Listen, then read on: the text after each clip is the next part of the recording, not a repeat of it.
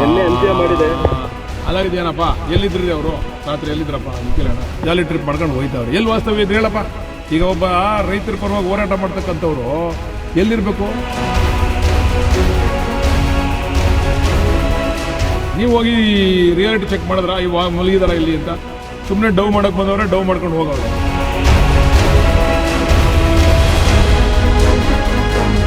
ಕಾಟಾಚಾರಕ್ಕೆ ಅಶೋಕಣ್ಣ ಬಂದ್ರು, ಒಂದು ಭಾಷಣ ಮಾಡಿದ್ರು. ನಾವು ಸಮ್ಮಿಶ್ರು ಒಗ್ಗಟ್ಟಾಗಿದ್ದೀವಿ ಅಂತ ತೋರ್ಸಕ್ಕೋಸ್ಕರ ಅಶೋಕಣ್ಣ ಬಂದ್ರು, ಭಾಷಣ ಮಾಡಿದ್ರು, ಹೋದ್ರು. ಗ್ರೇಟರ್ ಬೆಂಗಳೂರು ಟೌನ್ಶಿಪ್ ವಿರೋಧಿಸಿ ಜೆಡಿಎಸ್ ನಡೆಸಿದ ಪಾದಯಾತ್ರೆಗೆ ಎಚ್ಸಿ ಬಾಲಕೃಷ್ಣ ಅವರು ಖಡಕ್ ಕೌಂಟರ್ ಕೊಟ್ಟಿದ್ದಾರೆ. ಬಿಡದಿ ಟೌನ್ಶಿಪ್ ವಿರೋಧ ಮಾಡಿ ನಿಖಿಲ್ ಕುಮಾರಸ್ವಾಮಿ ಅವರ ನೇತೃತ್ವದಲ್ಲಿ ಬೃಹತ್ ಪಾದಯಾತ್ರೆಯನ್ನ ಹಮ್ಮಿಕೊಳ್ಳಲಾಗಿತ್ತು. ಇದ್ರ ಬಗ್ಗೆ ಸಚಿವ ಎಚ್ಸಿ ಬಾಲಕೃಷ್ಣ ಅವರು ಲೇವಡಿ ಮಾಡಿದ್ದಾರೆ. ಅದೊಂದು ಪಾದಯಾತ್ರೆಯಲ್ಲ, ಅದೊಂದು ಜಾಲಿ ಟ್ರಿಪ್. ಜೆಡಿಎಸ್ ನಾಯಕರು ಬರೀ ಡೌ ಮಾಡ್ಕೊಂಡು ಹೋಗಿದ್ದಾರೆ ಅಂತ ಹೇಳಿದ್ರು. ಹಾಗೆ ಬಡವರ ಹಾಗೂ ರೈತರ ಪರ ಅಂತ ಹೇಳ್ಕೊಳ್ಳೋ ನಿಖಿಲ್ ಕುಮಾರಸ್ವಾಮಿ ಪಾದಯಾತ್ರೆ ಮುಗಿದ ಮೇಲೆ ರಾತ್ರಿ ಎಲ್ಲಿ ಹೋಗಿ ಮಲಗಿದ್ರು? ಬಡ ಕಾರ್ಯಕರ್ತರ ಜೊತೆ ಕಲ್ಯಾಣ ಮಂಟಪದಲ್ಲಿ ಏನಾದ್ರೂ ಮಲಗಿದ್ರಾ ಅಂತ ಪ್ರಶ್ನೆ ಮಾಡಿದ್ರು. ಸರ್ಕಾರದ ಬಳಿ ಹಣ ಇಲ್ಲ ಅನ್ನೋ ನಿಖಿಲ್ ಅವರ ಆರೋಪಕ್ಕೆ ತಿರುಗೇಟನ್ನ ಕೊಟ್ರು. ಜೊತೆಗೆ ಕುಮಾರಸ್ವಾಮಿ ಕುಟುಂಬದ ಜಮೀನಿನ ಬಗ್ಗೆ ಗಂಭೀರವಾದ ಆರೋಪವನ್ನು ಕೂಡ ಮಾಡಿದ್ರು. ನಿನ್ನೆ ಅಂತ್ಯ ಮಾಡಿದೆ. ಅಲ್ಲಾಗಿದೇನಪ್ಪ, ಎಲ್ಲಿದ್ರಿ ಅವರು ರಾತ್ರಿ ಎಲ್ಲಿದ್ರಪ್ಪ ನಿಖಿಲಣ್ಣ? ಎಲ್ಲಿ ವಾಸ್ತವ್ಯ ಇದ್ರು? ಮೊನ್ನೆ ಎಲ್ಲಿ ವಾಸ್ತವ್ಯ ಇದ್ರು ಕೇಳಿ?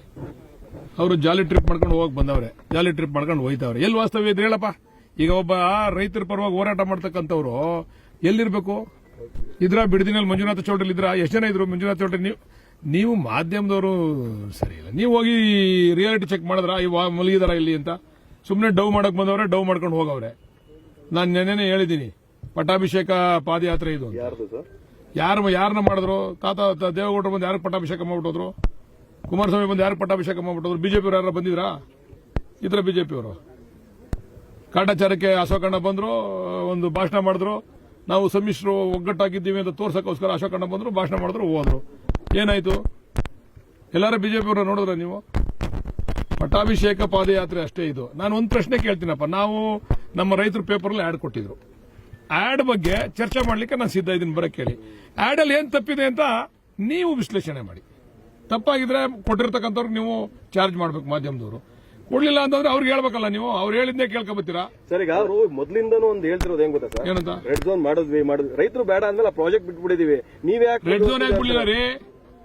ರೆಡ್ ಝೋನ್ ಯಾರು ಎಲ್ಲಿ ಬಿಟ್ಟಿದ್ದೀರಾ? ಈಗ ಸದಾನಂದ ಗೌಡ್ರು ಆ ಪ್ರಾಜೆಕ್ಟ್ ಅನ್ನ ರೆಡ್ ಝೋನ್ ಅನ್ನ ತೆಗೆದ್ರಲ್ವಾ?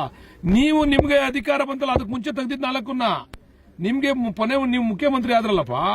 ಇವತ್ತು ಯಾವ್ದೋ ಮೀಡಿಯಾದಲ್ಲಿ ನೋಡ್ತಿದ್ದೆ, ಅವ್ನು ಹೇಳಿದ್ದು. ನಾನೇ ಹೋಗಿ ಕೇಳಿದೆ ಬೈರ್ಬಂಗ್ಲಾ ಸರ್ಕಲ್ ಅಲ್ಲಿ, ಇದು ನನ್ನ ಕನ್ಸನ್ ಕೂಸು ಮಾಡ್ತೀನಿ ನಡಿ ಅಂತ ಹೇಳಿ ಕಳ್ಸಿದ್ರು ನನಗೆ ಅಂತ ಅಂದ್ರು. ಆಮೇಲೆ ನೋಡ್ರಿ, ನಾನು ಹೇಳ್ತಾ ಇದ್ದೀನಿ ಮೊದಲಿಂದ, ಒಬ್ಬ ರಾಜಕಾರಣಿಗೆ ನಡೆ ನುಡಿ ಎರಡೂ ಒಂದೇ ಇರಬೇಕು. ಯಾವ್ದು ಅವಕಾಶಕ್ಕೆ ತಕ್ಕಂತೆ ಮಾತಾಡ್ತಕ್ಕಂಥ ಒಂದು ರಾಜಕಾರಣಿ ಅನ್ಸ್ಕೊಳ್ಳಲ್ಲ. ಬಾಲಿಶ ಹೇಳಿಕೆಗಳಲ್ಲ ಅವರವೆಲ್ಲ. ಏನಪ್ಪ ಎಲ್ಲಿ ಪಾದಯಾತ್ರೆ ಮಾಡಿದ್ರು? ಎಲ್ಲಿ ಹೋದ್ರಪ್ಪ? ಯಾವ ರೈತರು ಬಂದಿದ್ರು ಪಾದಯಾತ್ರೆಗೆ? ಯಾರ ಬಸ್ಸಿನ ಕರ್ಕೊಬತ್ತಾರೆ ಕಾಸು ಕೊಟ್ಬಿಟ್ಟು? ನಾನು ಇವತ್ತೊಂದು ಆಗ್ತಾ ಶಿರಾದಿಂದ ಉಗ್ರೇಶ್ ಅಣ್ಣ ಅವರು ನಮಗೆ ಎಲ್ಲಾ ವ್ಯವಸ್ಥೆ ಮಾಡಿ ಪಾದಯಾತ್ರೆ ಕರ್ಕೊಂಡು ಹೋಗಿರೋದಕ್ಕೆ ಅವ್ರಿಗೆ ಧನ್ಯವಾದ ಅಂತ ಹಾಕವ್ರೆ. ಬಸ್ ಮಾಡಿ ಕರ್ಕೊಂಡ್ಬಂದಿರೋದಕ್ಕೆ ಹಾಕ್ಸಲ ನಿಮ್ಗೆ ಆಗ್ತೀನಿ, ನಿಮ್ಗೆಲ್ಲ ನೋಡಿ ಅದನ್ನ. ಸರ್, 2006ರಲ್ಲಿ ಸತ್ಯಶೋಧನಾ ವರದಿಯನ್ನು ಕಾಂಗ್ರೆಸ್ನವರೇ ಕೊಟ್ಟಿದ್ದಾರೆ, ಕಾಗೋಡು ತಿಮ್ಮಪ್ಪನವರ ಅಧ್ಯಕ್ಷತೆಯಲ್ಲಿ. ಅವತ್ತ್ಯಾಕೆ ಕೊಟ್ಟರು ಅನ್ನುವಂತ ಪ್ರಶ್ನೆ ಮಾಡ್ತಾರೆ. ಸತ್ಯಶೋಧನಾ ವರದಿ ಬಂದ ತಕ್ಷಣ ಇವರು ಕುಮಾರಸ್ವಾಮಿ ಅವರು ಕ್ರಮ ತಗೋಬೇಕಾಯ್ತಲ್ಲ? ಯಾಕೆ ತಗೊಳ್ಳಿಲ್ಲ? ತಗೋಬೇಕಾಯ್ತು ಹಂಗಾರ ಅವರು ಕುಮಾರಸ್ವಾಮಿ ಅವರು. ಅಲ್ಲ, ಇವರೇ ಅವತ್ತು ಮರಮಾಲಿಕೆಗಳಿದೆ ನಾಶ ಆಗಬಾರದು ಅಂತ ವರದಿ ಕೊಡ್ತಾರೆ. ಇವತ್ತು ಮಾಡ್ತಾರೆ ಯೋಜನೆಯನ್ನ ಅಂತ ಅವ್ರ ಪ್ರಶ್ನೆ. ಯಾರು? ಕುಮಾರಸ್ವಾಮಿ ಅವರು. ನೀವು ಮಾಡೇ ಮಾಡ್ತೀವಿ ಅಂತ ಉತ್ತರ ಕೊಟ್ಟಿದ್ದೀರಲ್ಲ ಹೌಸಲ್ಲಿ. ಇಲ್ಲ ನಾವು ಮಾಡೇ ಮಾಡ್ತೀವಿ, ಅಲ್ಲಿ ಎಲ್ಲ ತುಂಬಾ ಕಲುಷಿತ ಆಗಿದೆ ನೀರು ಅಂತಕ್ಕಂಥ ಉತ್ತರನ ಕೂಡ ಕೊಟ್ಟವ್ರಲ್ಲ ಕುಮಾರಸ್ವಾಮಿ ಅವರು. ಹೌಸಲ್ಲಿ ಕೊಟ್ಟವ್ರ ಉತ್ತರನ. ಯೋಜನೆ ಮಾಡ್ಲಿಕ್ಕೆ ನಿಮ್ಮ ಹತ್ರ ಹಣ ಇಲ್ಲ, ಇದ್ರೆ ಶ್ವೇತಪತ್ರ ಓಡಿಸಿ ಕೇಳ್ತಿದ್ದಾರೆ. ಅವರು ಒಪ್ಪಿಗೆ ಕೊಟ್ರೆ ನಾಳೆ ಅವ್ರದ್ದು ಅಕೌಂಟ್ ಕಳಿಸ್ತೀವಿ ದುಡ್ಡ.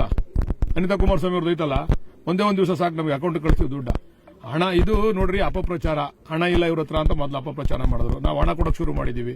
ಈಗ ಯಾರ್ಯಾರು ಅರ್ಜಿ ಕೊಡ್ತಾರೋ ಅವ್ರಿಗೆಲ್ಲ ಹಣ ಕೊಡ್ತಾ ಇದೀವಿ. ಊರ ಒಕ್ಲೆಬ್ಬರಿಸ್ತಾರೆ ಅಂತ ಶುರು ಮಾಡಿದ್ರು. ಆ ಊರ್ನಲ್ಲೇ ಇಂಟ್ಯಾಕ್ಟ್ ಆಗಿ ಇಟ್ಟಿದ್ದೀವಿ. ಅಪಪ್ರಚಾರಕ್ಕೆಲ್ಲ ಉತ್ತರ ಕೊಟ್ಕೊಂಡ್ ಬಂದಿದ್ದೀವಿ. ಈಗ ಹಣ ಇಲ್ಲ ಅಂತ ಹೇಳ್ತಾವ್ರಲ್ವಾ? ಹಣ ತಗೋತೀವಿ ಅಂತ ಅವ್ರ ಅರ್ಜಿ ಕೊಡಕ್ಕೆ ಹೇಳಿ. ಅವ್ರ ಮಗಂದು ಒಂದು ಐತಲ್ಲ 4 ಎಕರೆ, ಅದು ಇಲ್ಲ ಮಗಂದು 4, ಅಕ್ಕಂದು 35 ಒಟ್ಟು. ಆ 31 ಡಿಸ್ಪ್ಯೂಟ್ ಐತೆ. ಅದೇನೋ SC/ST ಏನೋ ಜಮೀನು ಅಂತ ಅದೊಂದು ಡಿಸ್ಪ್ಯೂಟ್ ಕೊಟ್ಟವ್ರೆ. ಇವ್ರ ಮಗಂದು ಕೂಡ ಮಂಜೂರಾತಿ ಆಗೈತಲ್ಲ. ಅವ್ರ ಮೂಲ ನಮ್ಮ ಜಿಲ್ಲೆಯವರಲ್ಲ, ಮೂಲ ಬಂದು ಅವ್ರು ಕನಕಪುರದವರು. ಅವ್ರಿಗೆ ಹೆಂಗ್ ಮಂಜೂರಾತಿ ಆಯ್ತು ಅಂತ ಎನ್ಕ್ವೈರಿ ಮಾಡ್ತಾ ಇದ್ವಿ. ಪರಿಹಾರ ಕೊಡಬಾರದು ಅಂತ ಕೊಟ್ಟಿರ ಯಾರಿಗೆ? ಜಾಗಕ್ಕೆ ಸಂಬಂಧಪಟ್ಟಂಗೆ ಯಾವುದೇ ರೀತಿ? ಹೌದು, ಯಾರೋ ಅರ್ಜಿ ಕೊಟ್ಟವ್ರೆ. ಇದ್ರ ಬಗ್ಗೆ ಪರಿಶೀಲನೆ ಮಾಡಿ ನಮಗೆ ಅವ್ರ ಮೂಲ ಮಂಜೂರಾತಿ ಇಲ್ಲೆಲ್ಲ ಕನಕಪುರದವ್ರು ಅವರು ಅಂತ. ಇವ್ರದ್ದು SC ST ಜಮೀನು ಅದು 79AB ಇಂದನೂ ಕೂಡ ಒಂದ್ಸರಿ ಅದೇನೋ ಇದಾಗಿದೆ, ಸಮಸ್ಯೆ ಆಗಿದೆ ಅಂತ ಅದನ್ನ ಪರಿಶೀಲನೆ ಮಾಡಕ್ಕೆ ಹೇಳಿದ್ವಿ. ಅನಿತಾ ಕುಮಾರಸ್ವಾಮಿ ಅವರು ಮಾತ್ರ ನಿಖಿಲ್ದು ಆಗಿದೆ. ನಿಖಿಲ್ದು ಮೂಲ ಮಂಜೂರಾತಿ ಅಲ್ಲ, ಯಾರೋ ಕನಕಪುರದವ್ರು ಮಂಜೂರಾಗಿದೆ ಅಂತ. ಹೆಂಗ್ ಮಂಜೂರಾಯಿತು ಅಂತ ತನಿಖೆ ನಡೀತಾ ಇರೋದು. ಇವ್ರದ್ದು SC ST ಜಮೀನು 79AB ನಲ್ಲಿ ಕೂಡ ಒಂದ್ಸರಿ ವಜಾ ಆಗಿ ಪುನಃ ಸರ್ಕಾರ ಅಂತ ಬಂದೈತೆ, ಸರಿಯಾದ ದಾಖಲೆ ಕೊಡದೆ. ನೀವು ಹಿಂದೆ ಹೇಳಿದ್ರೆ ಇದ್ರ ಬಗ್ಗೆ ತನಿಖೆ ಮಾಡಿಸ್ತೀರಿ. ಅರ್ಜಿ ನೀವು ಕೊಟ್ಟರೆ ತನಿಖೆ ಮಾಡಿಸ್ತೀವಿ. ಯಾವುದೇ ಸುದ್ದಿಯ ಅಪ್ಡೇಟ್ ಅನ್ನ ಮಿಸ್ ಮಾಡ್ಕೊಳ್ಬಾರ್ದು ಅಂದ್ರೆ ಈಗ್ಲೇ ಒನ್ ಇಂಡಿಯಾವನ್ನ ಸಬ್ಸ್ಕ್ರೈಬ್ ಮಾಡಿ. ನಿಮಗೆ ಬೇಕಾದ ಭಾಷೆಯಲ್ಲಿ ಎಲ್ಲಾ ಸುದ್ದಿ ತಿಳಿಬೇಕು ಅಂದ್ರೆ ಒನ್ ಇಂಡಿಯಾ ಆಪ್ ಅನ್ನ ಡೌನ್ಲೋಡ್ ಮಾಡ್ಕೊಳ್ಳಿ.